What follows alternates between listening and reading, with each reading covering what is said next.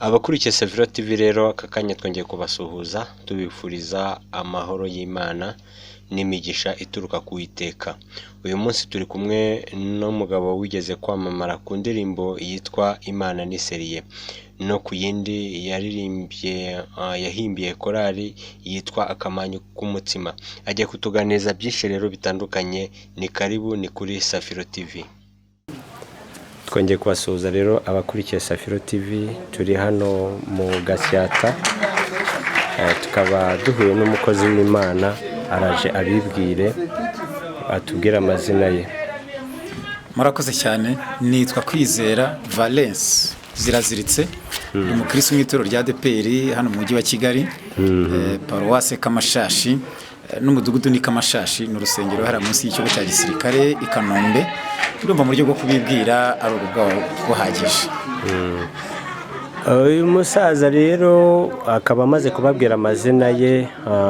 Ubundi ku busanzwe wababwira umurimo w'Imana ukora cyangwa se wabuzwiho kugira ngo umurimo w'Imana nzwiho ni ukwanda umuvugabutumwa mu buryo bw'ijambo ry'Imana, ariko nkaba n'umuririmbyi. Ibyo nkaba umuhanzi, ndirimba muri korali Sinayi, ariko ndirimba nanjye ubwanjye ndi umuririmbyi cyangwa ndi umuhanzi, byose muri itorero rya ADEPR. None hari indirimbo bakuziho wahimbye, iyo ndirimbo wamara amatsiko abakurikiye Saviro TV kugira ngo bayumveho. Murakoze cyane. Indirimbo cyane cyane nzwiho wenda ni nk'indirimbo ebyiri nzwiho cyane. Hari indirimbo imwe izwi cyane n'abantu benshi bavuga ngo si byiza gucumuzwa n'akamanyu k'umutima gusa, ndibwira ko nawe uyizi. Cyangwa se Imana ni Seriye, burya Imana ni Seriye kandi kunda baseriye, mazi kabaho ubuseriye bakabutwara riseriye bakabushyira baseriye. Wow, indirimbo nzwiho cyane. Tugize umugisha rero guhura nawe rwose. Ndabona ni indirimbo najyaga numva nkiri muto cyane, nkiri umwana ndi igitambambuga. Nibyo rwose. Ariko bikaba ari ibintu binshimishije kukubona ukiri mu murimo w'Imana, kandi ukaba ugikomeye rwose, Imana igikomeza kugutiza imbaraga. Murakoze cyane. None rero uri umwe mu bahanzi ba kera, waririmbye muri korali, uririmba ku giti cyawe. Mbese urebye ubuhanzi bwa kera n'ubwo ubu ngubu ubifata gute? Ubuhanzi bwa kera n'ubwo ubu ngubu, ijambo rya mbere mbufata kimwe, kuko bwose ari ubuhanzi nyine, ari impano y'Imana, ari abakozi b'Imana, bari mu itorero basenga Imana bagafatanya n'itorero guhindurira abantu benshi gukiranuka nk'uko ijambo ry'Imana ribidusaba. Gusa wenda ntihabura kubamo itandukaniro, kuko aho twita kera ni kera, wenda uretse ko buri muntu yatekereza kera uko abyumva, ariko higeze kubaho nk'igihe numva nanjye nibuka, nanjye nararimbaga ariko bitari cyane. Nibuka ko hari nk'igihe mu Rwanda hari umuhanzi uririmba wenyine umwe gusa, ko nibuka neza ubwo ni nk'igihe cya Pastor Rushema Ephraim, ziko yagiraga amakasete ye wenyine. Yego, icyo twita kera ni wenda nahera nk'icyo gihe, wenda hari n'abandi, ariko jyewe nari nzi n'uwo gusa.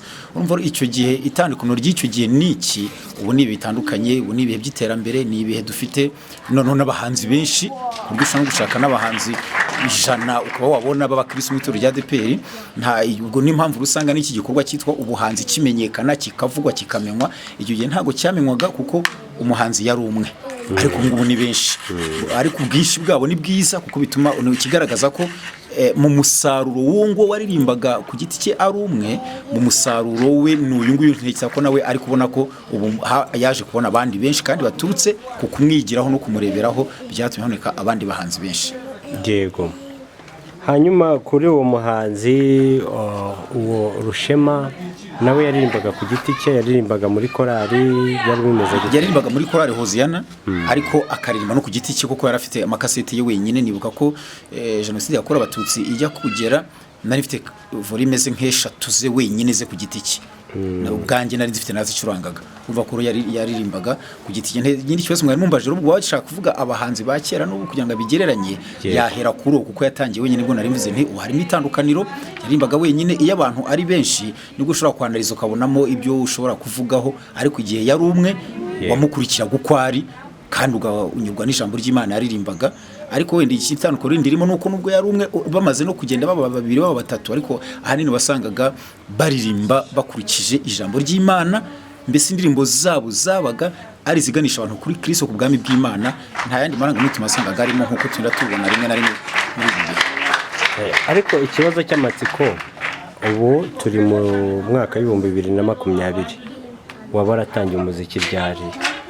Natangiye umuziki muri 88 mu mwaka w'1988 ariko ntabwo nari nkijijwe, wari umuziki w'ibijyanye n'ibindi mbese bisanzwe. Yego. Hanyuma kuko nakijwe muri 1992 ngo nakiraga kiza nakira umwami Yesu Kristo mu buzima bwanjye, mu bugingo bwanjye, natangiye kuririmba urebye indirimbo zo guhimbaza Imana mu 1995. Muri 1995 nibwo rwose natangiye guhanga indirimbo, cyangwa se ibyandi bita guhimba, wenda biterwa n'inyito y'umuntu.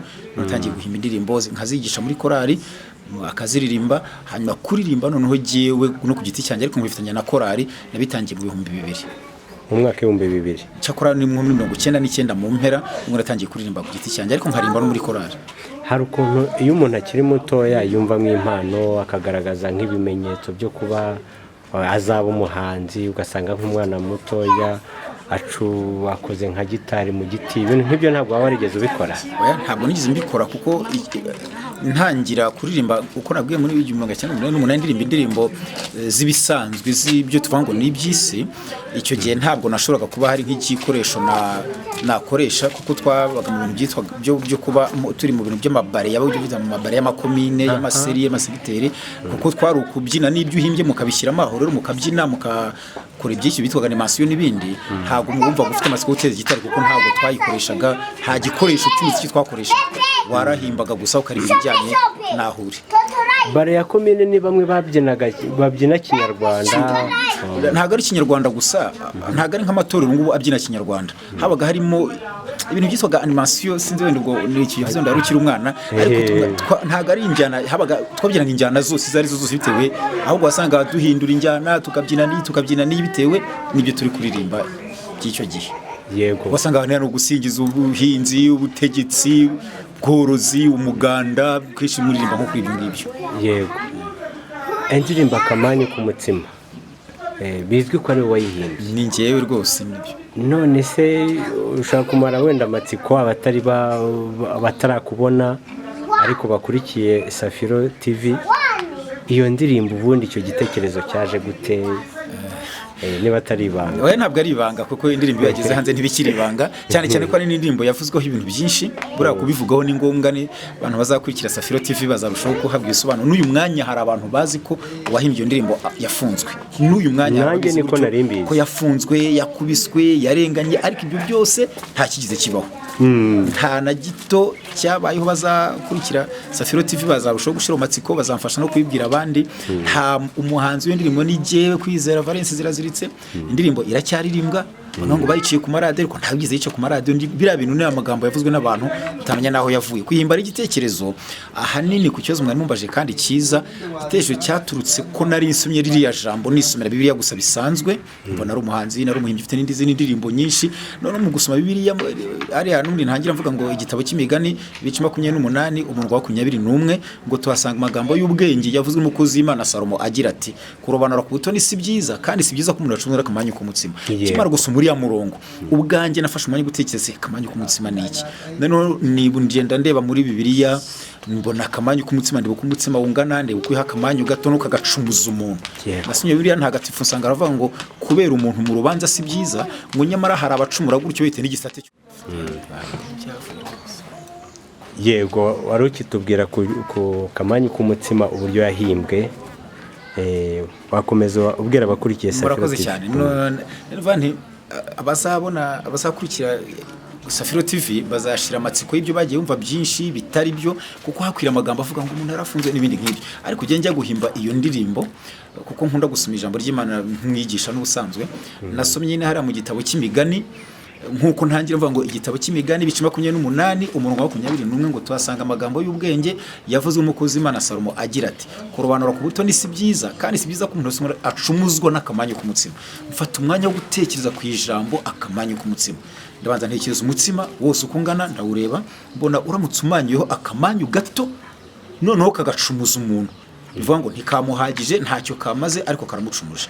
Nubwo ndi kubitekereza muri nge gusoma none iryo jambo ry'Imana muri Bibiliya ntagatifu rikoreshwa na Kiliziya Gatolika, mbona umurongo haravuga ngo si byiza ngo kubera umuntu mu rubanza si byiza, ngo nyamara hari abacumura batyo babitewe n'igisate cy'umugati. Numva igisate cy'umugati cyo mbona ni kinini, numva nabyo ni byiza ariko mu gisate cy'umugati ni kinini, ahubwo ngomeza gutinda ku kamanyu k'umutsima. None muri uko kubitekerezwa nk'umuhimbyi nk'umuhanzi mva biramba mu binini, none mfata umwanya uteza kuri Bibiliya bimwe mu byagiye bicumuza abantu, pita mbona uburyo umuntu acumuzwa n'akamanyu k'umutsima. Reba wacumujwe n'ibiryo muri umuna we atetse, birova ngo we ingo yabonaga bitukura yibwiraga ko ari ibindi biribwa byiza bishamaje, ariko ngo amaze kumuha asanga ni ibishyimbo. Umuntu yarahombeye cyane witwa Esawu, yarahombye cyane kuko ngo yatanze umugabane wari ukomeye kuri we, bitavuga nti Esawu nawe yacumujwe n'akamanyu k'umutsima. Mbona witwa Akani batiye amabuye arapfa n'umuryango we wose n'ibyo yari yibye ntabiriye, mbona Akani yacumujwe n'akamanyu k'umutsima. Ni ibintu byinshi, mbona wasambanyije mushiki we muri Bibiliya. Bibiliya ivuga ngo amaze no kumusambanya wese amwanga urunuka. Ndeba n'abandi basambanyi n'abandi n'ibyaha twese nanjye nagiye ncamo, twagiye tumwe inzoga zikatwica, twagiye dusambana tukishyura, ariko nyuma ukibaza icyo utangiye amafaranga kikakuyobera, twagiye dukora ibyaha by'ubujuru karara ijoro wiba ariko ugasanga ntiwibye ngo ukire ntacyo wagezeho. Mbona uburyo umuntu acumuzwa n'akamanyu k'umutsima. Nibwo indirimbo nese ntangira kuyihanga gutyo, mbona ari amagambo uburyo aryoshye, uburyo ari magara ari manini, kandi mbona hose ntibazashobora gusoma Bibiliya ariko indirimbo zikundwa n'abantu bose, bita mpimba indirimbo nkuko abantu bayumvise. No iki gitezo cyo guhimba akanyu k'umutsima naho cyaturutse kabisa. Rwose Imana ikomeze kuguha umugisha uburyo ubisobanuye. Abibaza ko wenda ufunze ukirimo ngira ngo barasobanukirwa. Uretse no kuba nkirimo nta naho nagiye, ntabwo nigeze mfungwa, ahubwo igihe babivugaga narimo nzamurwa mu ntera nge niko nabyita, kuko abantu barankeneye cyane inzego nyinshi zaba zimwe na zimwe nyinshi, nitabye abantu benshi ariko bagira ngo bandebe gusa ngo bari umuntu amye akamanyu k'umutsima, benshi bampaga n'amafaranga mu gihe bavuga ngo arafunzwe, ahubwo nge nirimo nsa n'uzamurwa mu ntera ariko ntabwo nigeze mfungwa rwose. Yesu rero akomeze kuguha umugisha. Iyi ni Safiro TV rwose, abari bafite amatsiko ndizera ko banyuzwe. Noneho tukaba twajya ku gice utangiye umuziki mu 2000, wakomereje muri korali, niba nibuka neza watangiye kuririmba indirimbo zihimbaza Imana muri korali nyuma ya Jenoside mu mwaka w'1995. utangira kariyeri solo mu mwaka w'2000, aribwo watangiraga umuziki wo kuririmba mbese ku giti cyawe. Noneho ubwo nari ndimo ngereranya mvuga nti guhera mu icyo gihe no kugeza ubu hari nk'umuntu bitangira ugasanga wenda niba amaze nk'umwaka umwe akabacitse intege, ni iyihe nama wagira abahanzi bakiri batoya cyangwa se bagitangira umuziki kugira ngo bazakomere nabo bamara imyaka nk'iyi ngiyi umaze? Kuko ndabona hashize imyaka 10 ni imyaka 20. Inama waha abahanzi bakiri batoya kugira ngo nabo bakomere mu uyu murimo, mbese bageze nabo bazamara indi myaka banarenzeho no kuri iyi, inama wabagira? Murakoze cyane. Mbere yuko mbagira inama ariko kugira ngo umuntu aze muri uyu muziki wo guhimbaza Imana namara umwaka umwe ahita acika intege, aha navuga ko biterwa n'uburyo yaje n'icyatumye aza, kuko indi y'abandi baje bafite ibindi bintu bashakamo cyangwa batekerezamo, bagira mu muziki bakabibura neza ko bacika intege. Uyu muziki wo guhimbaza Imana, ngo twita umuziki wo guhimbaza Imana, ariko umuntu akwiye kuwuzamo azi ko ari umurimo w'Imana ari gukora. Iyo ukora umurimo w'Imana rero ari yo ukorera, ni nayo uhangaho amaso, kugira ngo rero bazawurambemo nk'uko mwari mumbajije, barenze n'iyi myaka nk'uko n'uyu munsi Pastor Rushima twavuze akiririmba, Pastor Mugabo Venus akiririmba. Umuntu abihabwa n'imyitwarire ye agira muri uyu murimo. Banga inama ya mbere nibagire imyitwarire myiza. Umuntu avuga imyitwarire myiza mu buryo bw'agakiza, mvuga ngo umuntu abakijijwe awukore ariko ari umukristo mwiza ugerageza gukiranuka. Icya kabiri, kugira ngo bazarambe muri uyu muziki nk'uko mwari muvuze, abikore asenga Imana. Iyo usenga Imana urushaho kubana nayo, ikaba yakubwira n'ibyo ukora n'uburyo uyikorera.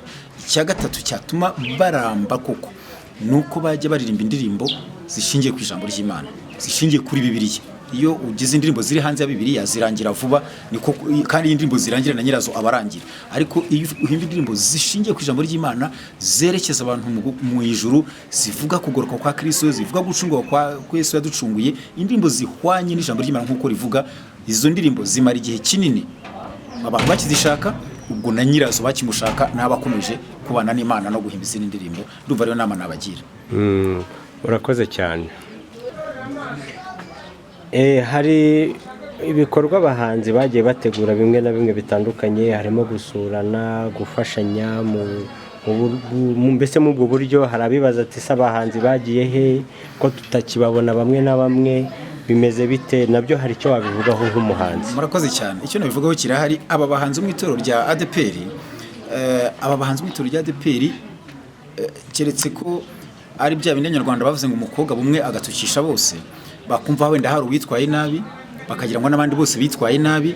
Ariko ndagira mubwire, ari abakristo bacu bagenzi bacu mu itorero rya ADPR n'abayobozi bacu banatuba hafi cyane, n'abahanzi ubwabo n'abakristo n'abandi babitekereza. Abahanzi mu itorero rya ADPR ni groupe ikomeye, ifite abantu benshi kandi irahari, irakora.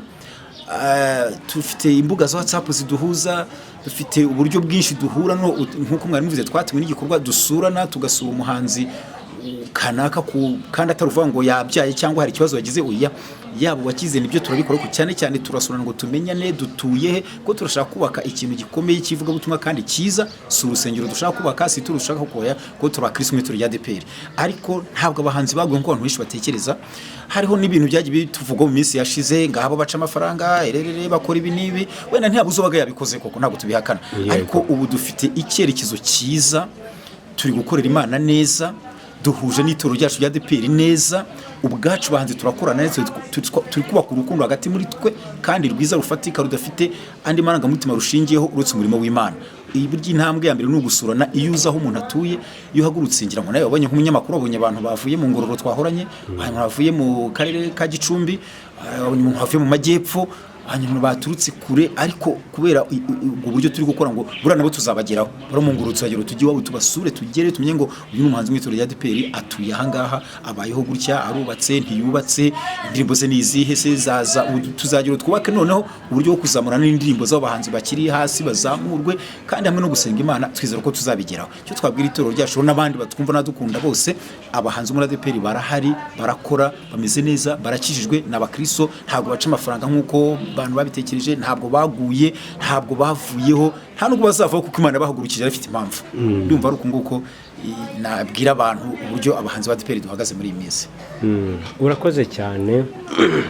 Murakoze namwe Safiro TV, ndabashimiye cyane. Kandi rwose tuzagukenera uduhe no ku buhamya, kuko ufite byinshi. Ndabufite rwose ubuhamya bwinshi cyane. Ijambo ry'Imana byose turagukeneye cyane. Iki cyari igice cya mbere cy'iki kiganiro. Urakoze, Imana igumugisha. Imana igumugisha namwe, murakoze cyane.